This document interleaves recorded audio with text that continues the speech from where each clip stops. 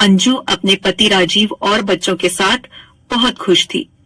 उनके 2 बच्चे हैं, एक लद्दधकी और एक लद्दधका।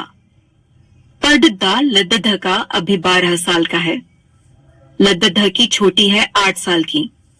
एक मिडिल क्लास परिवार है। अंजू के पति राजीव का कपड़े का एक छोटा सा कारोबार है, जिससे उनका घर और दोनों बच्चों की पढ़ाई अच्छे से हो जाती है। राजीव अपने बच्चों और पत्नी को बहुत प्यार करता है। अंजू अपनी छोटी सी दुनिया में खुश थी, लेकिन फिर उस एक दिन से सब कुछ बदलने लगता है। एक दिन राजीव जब घर आया तब उसका मूड कुछ ठीक नहीं था। उसके बच्चे वही बैठे पढ़ाई कर रहे थे। बातों बातों में उनमें बहस हो गई और वो झगड़ा करने लगे। राजीव वही बैठा था और अपने ही ख्यालों में खोया था। उनको झगड़ाता देख राजीव को गुस्सा आ गया और उसने उठकर अपने बच्चों को एक एक तमाचा लगा दिया। अंजू किचन में से आई। बच्चों और अंजू के लिए यह बात बड़ी ही आश्चर्य की थी। क्यों कि राजीव ने आज से पहले कभी अपने बच्चों को मारना तो दूर कि बात जोर से डांटा भी नहीं था। हमेशा उन्हें प्यार से समझाया था। लेकिन आज उसे क्या हो गया था? अंजू ने राजीव से बात की, क्या हुआ, आपको कुछ बात है क्या? लेकिन वो गुस्से में कुछ नहीं बोलकर वहां से चला गया। अंजू को पता चल गया था कि जरूर कोई बड़ी बात है जो राजीव को परेशान कर रही है। कुछ दिन राजीव का स्वभाव ऐसा ही रहा। इस दौरान राजीव अपनी चीजों को लेकर भी कुछ ज्यादा ही पर्सनल हो गया था। उसने अपना एक अलग लॉकर रख लिया था, जिसकी चाबी उसी के पास रहती थी।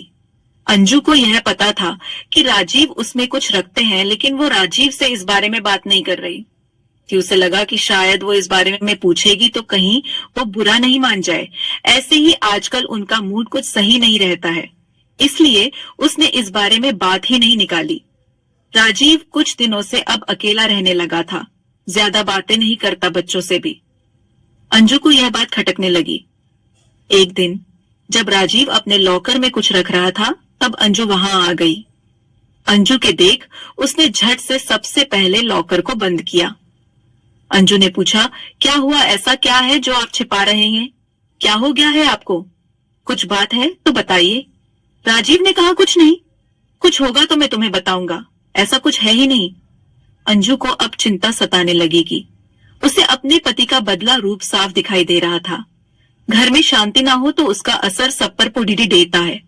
करीब 1 महीने तक उसके पति का यही रूप रहा, लेकिन 1 महीने बाद अचानक वो फिर से बदलने लगा।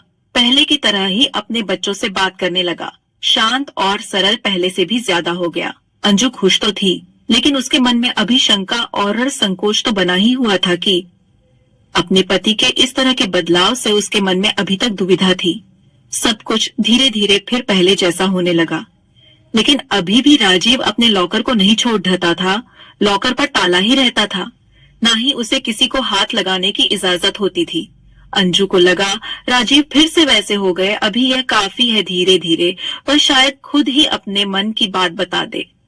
समय बीतता गया। एक दिन अंजू दोपहर अपने घर से कुछ काम को निकल गई।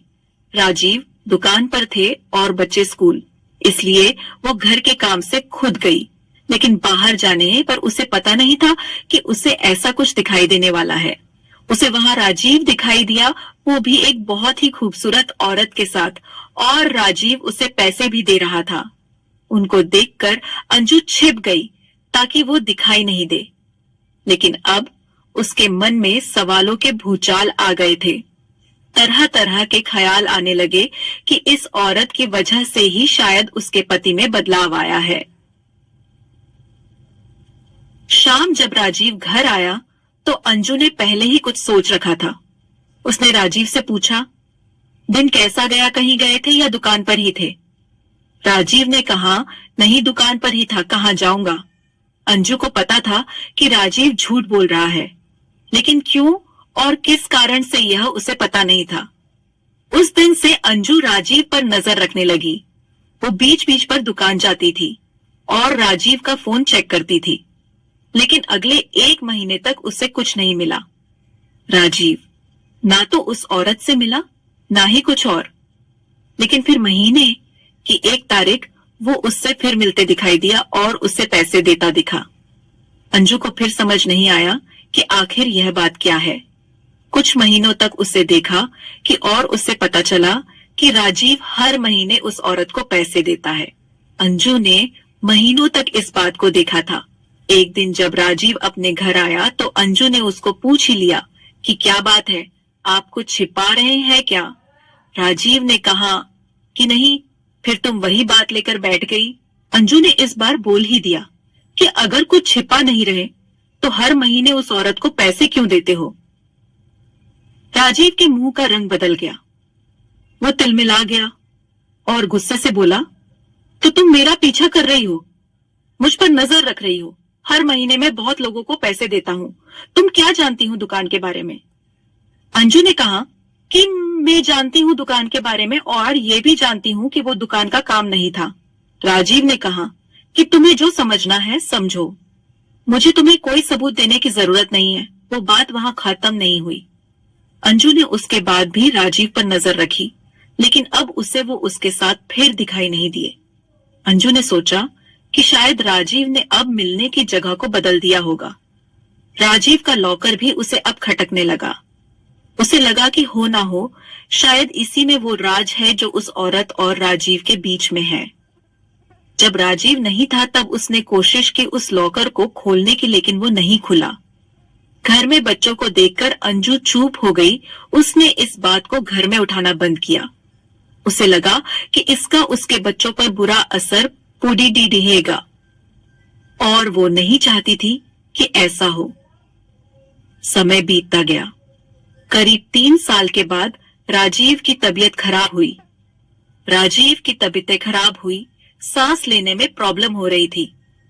राजीव अपनी पत्नी के बिना बताए अस्पताल गया था और करीब 1 या 2 दिन बाद वापस आ गया। घर में किसी को इस बारे में उसने नहीं बताया। 2 दिन बाद जब वो घर आया तो अंजू उस पर टूट पड़ी ही। बोली कि क्या हालत बना रखी है, कहाँ थे, ऐसा क्या है जो आप इतने सालों से छिपा रहे हैं? आज मुझे आपके और इस लेनाकर के बारे में जानना है। राजीव ने अब सच बताना सही समझा। उसने लॉकर खोला और उसमें से फाइल निकालकर अपनी पत्नी को दिखाना शुरू कर दिया।